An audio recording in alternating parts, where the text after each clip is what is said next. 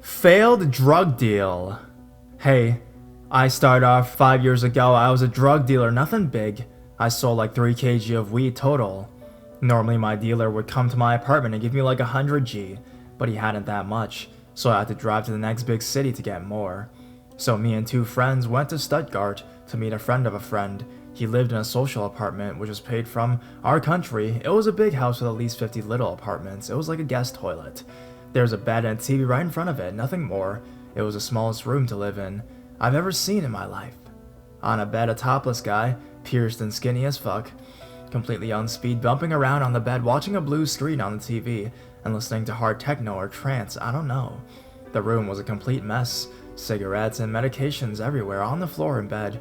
I was scared to sit on the bed. I didn't want to sit on a needle or something, but I did it anyways. We spoke a little about how it was going on and so on. He told us that he was robbed 2 days ago. He showed us the weed and the mollies. Weed was in a tobacco box on the floor, and the molly on top of it.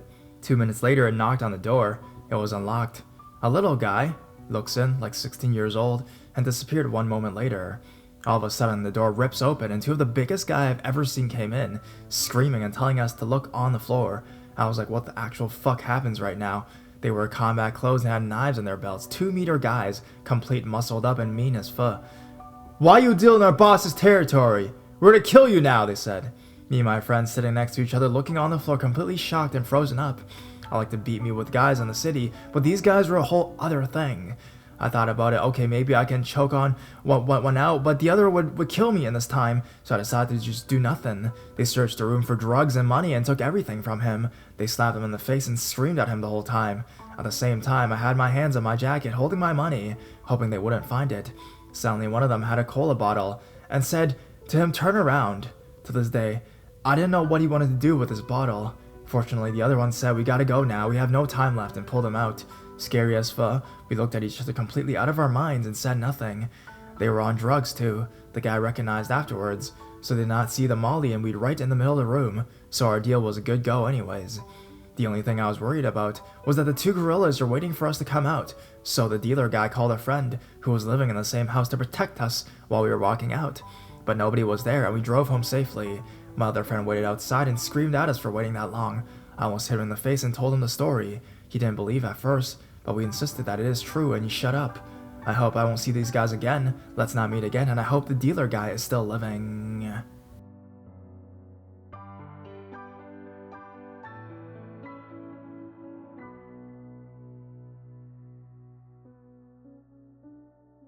Me and my friend were chased by a car after witnessing a potential drug deal while we were wearing bikinis. My friend June and I were 15 or younger when we used to hang out all summer, riding her quad down to the river by ourselves. Her father didn't really care how long we were gone, as long as we were safe, but he worked nights as a prison guard in a different city, so he wouldn't really know if we were either way. Well, usually things went fine. We stayed on the quad, messed around like teenagers do, got in the water and went home. We almost always brought June's dog, Bo, and he was always useful to keep creeps away because of his size. He was a bloodhound. However, one day, we stayed later than usual and it was getting pretty dark. We stayed late before, but we didn't like to do it often, so we packed up and left. We got all the way home, put Bo away in the house, locked the quad up, and realized that June didn't have her cell phone on her. Determined not to be murdered by her dad in the morning, when he found out she lost her phone, we decided to go back for the phone. Unfortunately, the quad was low on gas at this point though, so we had to take the 2 spare bicycles. At first, we were only panicked because June's phone was missing, because that's a pretty big deal all by itself. But our unease grew as we rode past 2 vehicles that had been on the path to the river before. The trucks were parked next to each other, and as we went by, the men exchanged goods of some sort. One of the men stuck something down his pants, and I was pretty sure I'd just seen my first drug deal. And I'd always been taught I'd died for that. I didn't though, obviously. June waved at the man, which I remember cringing inwardly at. I don't know why I thought it was a bad idea, but I strongly believed that it would get us in trouble. We made our way to the area where we'd been sitting. We searched the place we thought it could be, and eventually we found a small silver device. It was on some river rocks, thankfully unharmed, though from its position, it must have fallen off of the quad. We tried to go around where we knew the vehicles to be by going through the brush, since we knew the area well, and we were both pretty uneasy at this point. There was a ruffle in the bushes to our right, and we both froze. My heart was pounding in my chest. as it made almost direct eye contact with something. Its eyes were glowing. I let all of my air at once. It was just a deer. It ran towards us, and despite knowing what it was now, we screamed a little bit. We gave up going around. It was too dark, and the nature would always be one step ahead of us, we decided. This was in early high school. We didn't have flashlights on our phones to see with either. To our dismay, on our way back on the original path, the vehicles were there, or at least one of them was. It's hard to remember in all honesty, and it still creeps me out to talk about the situation. We were sure we were to get killed or kidnapped or worse.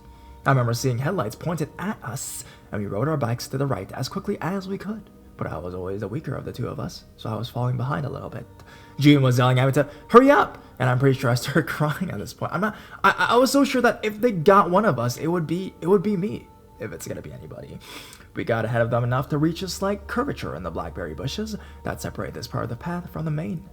And June grabbed my hand to pull me down into the bushes. The thorns scraped against my exposed skin. I always wore shorts with my bikinis, but the rest of me was still open to the weapons of the bushes. It was worth it, though, because they couldn't see us. We could hear them, though. They idled their car nearby, got out, and looked around a little bit. Where'd they go? Did you see where they went? I thought they went this way. They got back into the car eventually, and the headlights faded further, closer to the river, further away from our home. So we bolted. We grabbed our bikes and we pedaled as fast as our legs could take us. We hoped so hard that we wouldn't be followed. We made it home safely. We locked the gate to the yard and went inside, and we watched the road for a while. Nobody went by. Eventually, we left the window alone. It was late now. It was very late. We went to the river the next day. It was a usual thing. There was something different, though, about the blackberries we've been hiding in. They'd been crushed, ran over multiple times by a car, until they were almost completely flat. I don't like to think about what would have happened if we had stayed in our oh-so-perfect hiding spot any longer.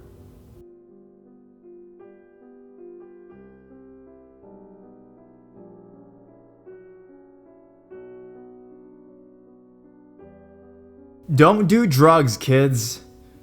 My story began some time ago when I moved in with someone I had uneasy feelings about from the beginning of our communications. His name was Tom. Generally, I preferred to live alone, but due to my financial status at the time and needing to relocate to a new city to start a job in a very limited time frame, I relented to Tom's pressures and promises of how great life would be in our new home together. Although I wasn't particularly keen on him as a person, the room was very large, as was the house. It was walkable into town, and the rent was fairly cheap. After settling in, I soon discovered that my new housemate was the kind of person to sit around on YouTube all day indulging in every kind of conspiracy theory he could binge, despite claiming to be a scientific and academic person when we first met. Over dinners, Tom would tell me about how he didn't believe in space, evolution, climate change, or the Holocaust. He gobbled up any kind of pseudoscience bullshit he read online to chat to me about, and as a massive proponent of astrology, he would constantly try to divine my future or explain away my moods or personality traits based on my birth dates. He would collect herbal remedies to display in the kitchen and was under the impression that a myriad of pills could be the magical solution to any problem or goal you might have, to the point that he once convinced our neighbor to take a seriously high dosage of arsenic to cure a headache. Despite his idiosyncrasies and our completely different worldviews, we mostly managed to get along, mainly out of my sheer willpower to keep the peace in my living environment. In time, I also discovered that he was not the homeowner that he initially claimed to be, but that his family had bought the house and he was essentially squatting in it. At first, Tom told me he was moving overseas for a job and that he wanted me to act as landlord in his absence, exercising autonomy and choosing who else I wanted to live with. When that situation never materialized, he attempted to get a door-to-door sales job that lasted all of a month before he was fired because of a discriminating assault lawsuit he found himself in the middle of. Due to a lack of income, he frequently claimed he had no money and often asked to borrow mine, but then would spend it on buying weed every single day. I suspected he was gaining some kind of allowance from his family to sustain his self-medicating habits, and his grandmother and mother would further enable him by dropping by on occasion to deliver his groceries and clean up after him. Despite being treated like and acting like a child, Tom was 32 years old. Fast forward 8 months, I decided to quit my job, knowing that I was about to be in a situation where I would move again and wanted to keep me around because I was the only person who could deal with his insanity. Tom offered to circumvent my rent payments if I helped him set up a new business. I hesitantly agreed. Unfortunately, Tom had zero idea of how business works and not accustomed to functioning as part of a team, taking constructive criticism or following directions from people who actually knew what they were doing. He began to unravel. He quickly started falling back into old habits, hard drugs, drug deals, in an attempt to curb some of the stress in his life, and it only fueled his obsession with a business idea, increased his obstinacy, and led to a complete failure on his short-term memory, which meant he struggled to actually get anything done. Not being his caretaker or having this affect me much beyond hearing noises at all hours of the day and night as people came and went out of the house. There was little I could do about his behavior beyond advising him to take it easy. After a particularly grueling meeting with everyone involved in the business, and a few people resolving to go their own way because they were losing patience with Tom, he decided it was a good idea to go on a 3-day bender on weed, alcohol, cocaine, and ketamine with very little sleep. Not wanting to indulge in a pity party of his own creation, I mostly kept to myself until the middle of the 3rd day. As I was sitting upstairs in my bed reading, I suddenly heard yelling and what sounded like a fight coming in from the kitchen, a floor below me. After about a minute, the yelling escalated into terrified screaming, with proclamations such as "Stop" and "Please don't," with adrenaline shooting through my body. Now convinced someone was still in our house trying to murder Tom, and that I might be possibly next, I grabbed the phone I kept next to my bed in one hand and my mobile phone in the other, ready to dial the police, and ran partway down the staircase. My heart was pounding as I called out to Tom, hoping it would stop the attack momentarily, or at least reveal the attacker, as I couldn't see inside of the kitchen or the sound of my voice. Suddenly everything went very silent. I cautiously made my way down the rest of the stairs, fully resigned to stabbing someone in a rescue attempt, only to find Tom staring at me blankly, with blood on his clothes and no one else in the house. He seemed very confused and surprised that I was standing there ready to call for backup or take other drastic actions. It turned out he had experienced a psychotic break and attacked himself, and I would later learn from his mother that this was not the first time. He was convinced that because of his naysaying of the Illuminati on YouTube, the government had decided to send him a warning by placing a van outside of the house to shoot some kind of mind-controlling beam at him that caused him to lose control of his own body. Everything he told me sounded like classic ketamine withdrawal symptoms, but he wasn't interested in listening to reason. It was definitely the government, not his drug abuse issues. I have no idea what would have happened had I not been there to bring him back to reality, or if I wasn't able to protect myself. Over the next several weeks, his paranoia began to increase to the point that he started to accuse even me of unknown devious behaviors, and then act like we were the best of friends the following days.